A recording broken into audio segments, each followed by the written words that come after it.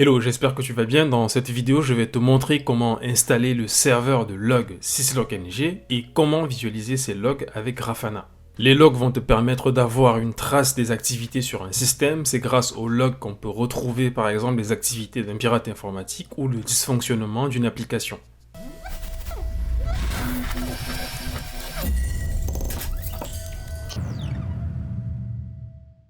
Voici ce que je vais mettre en place. Je vais installer un serveur web Apache qui va envoyer ces logs à un serveur syslog-ng. Ce serveur syslog-ng enverra ensuite les logs collectés à Promptel puis Loki. Et Grafana va permettre d'avoir un tableau de bord. Je commence par vérifier et installer les mises à jour disponibles avec les deux commandes suivantes.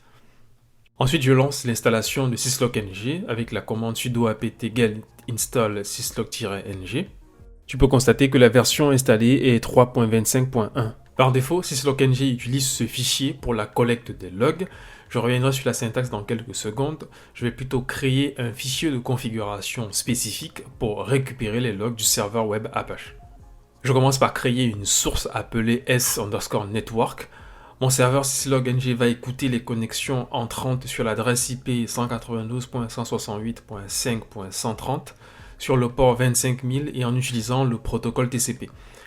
Il est aussi possible d'utiliser UDP pour le transport non fiable de logs ou TLS pour le transport chiffré et sans perte de log. Deuxième étape, je crée une destination. Les logs seront envoyés via TCP sur le port 1514 au module protmail qui va les envoyer à Loki.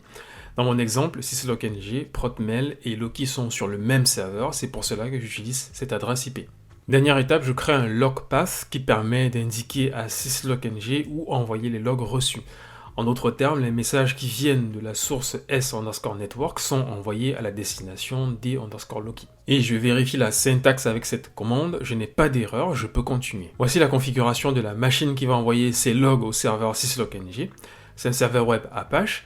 Dans cet exemple, je récupère les logs qui sont dans les répertoires access.log et error.log, puis je les envoie au serveur syslog-ng 192.168.5.130 sur le port 25000 et avec le protocole TCP. Le serveur syslog-ng écoute les connexions entrantes avec ses paramètres. Enfin, j'ai le log path qui permet d'activer l'envoi des logs. Et je vérifie la syntaxe avec cette commande, je n'ai pas d'erreur, je peux continuer. Avant de passer à la prochaine étape, n'oublie pas de t'abonner, de liker la vidéo si tu aimes ce contenu. Je travaille dans la cybersécurité et je partage quelques astuces sur ce domaine et sur les technologies en général.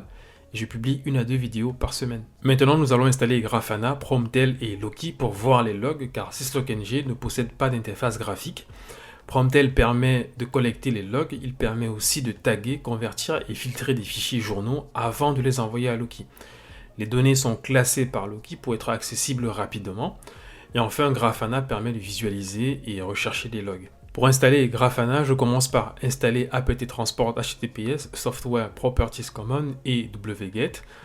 Ensuite, je récupère la clé GPG de Grafana. Enfin, j'ajoute le lien qui va permettre de récupérer le package de Grafana et recevoir les mises à jour. Je vérifie s'il y a des mises à jour, puis je lance l'installation de Grafana. Avant de démarrer Grafana, je lance ces deux commandes et je démarre Grafana avec cette commande. Pour vérifier le statut, je change Start par Status. Si tout est OK, tu dois voir Running ici. Pour accéder à l'interface de Grafana, je vais sur l'adresse IP du serveur et sur le port 3000. Les identifiants par défaut sont admin et admin. Grafana me demande de changer ces paramètres à la première authentification. Donc voilà, l'installation de Grafana est terminée. La prochaine étape consiste à installer Loki. Au moment où j'enregistre cette vidéo, la dernière version est la 2.7.1. Je bascule donc sur le serveur, je me déplace dans /user/local/bin avec la commande cd. Je récupère le fichier zip avec curl. Je vérifie que le fichier a été téléchargé. Ensuite, je vais extraire ce fichier avec la commande unzip. Si unzip n'est pas installé, tu peux utiliser cette commande. Puis, je relance l'extraction sur le fichier Loki. Prochaine étape, je récupère le fichier de configuration de Loki. J'ajoute d'abord un répertoire dans /etc/loki avec mkdir. Je me déplace dans ce répertoire, puis je lance la commande wget pour récupérer le fichier.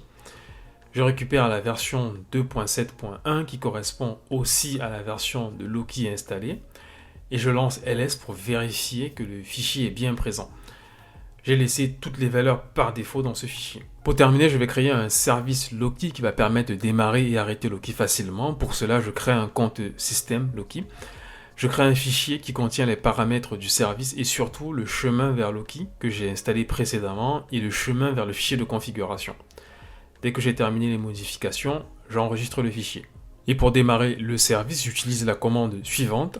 Pour avoir le statut, je lance cette commande.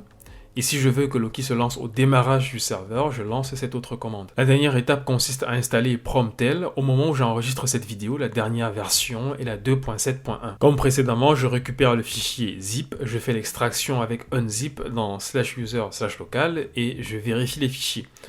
Ensuite, je crée un répertoire dans /etc. Je me déplace dans ce répertoire pour créer le fichier de configuration de Promptel.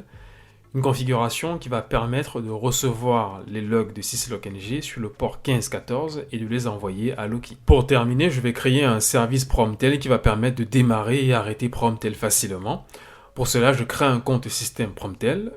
Je crée ensuite un fichier qui contient les paramètres du service et surtout le chemin vers Promptel et le chemin vers le fichier de configuration. Dès que j'ai terminé, j'enregistre les modifications et je ferme le fichier. Et pour démarrer le service, j'utilise la commande suivante. Pour avoir le statut, je lance cette commande et si je veux que Promptel se lance au démarrage du serveur, je lance cette autre commande. C'est la dernière ligne droite. Pour afficher les logs collectés par Loki, je vais sur Grafana et j'ajoute la source de données Loki. J'utilise les paramètres par défaut, donc localhost 3100. Petit rappel, nous avons configuré le port 3100 dans le fichier de configuration de Loki. Dès que j'ai terminé, j'enregistre le fichier, ensuite je clique sur Explore. Pour vérifier que les logs sont bien reçus, je filtre sur le job syslog. Je te souviens, c'est le paramètre que nous avions configuré dans Promptel. Je vais générer du trafic sur le serveur Apache en faisant plusieurs CTRL F5 sur mon clavier et en me connectant sur DaloRadius, un autre service qui tourne sur mon serveur Apache. Ensuite, je reviens sur Grafana pour afficher les logs et je rafraîchis la page. Tu peux voir que tous ces logs ont été générés. Et tu peux les récupérer au format TXT si tu as besoin de faire d'autres traitements. Voilà, c'est tout pour cette vidéo. J'espère que tu as aimé ce contenu et que ces éléments vont t'aider pour installer ton serveur log. Je te recommande aussi la vidéo suivante. À bientôt.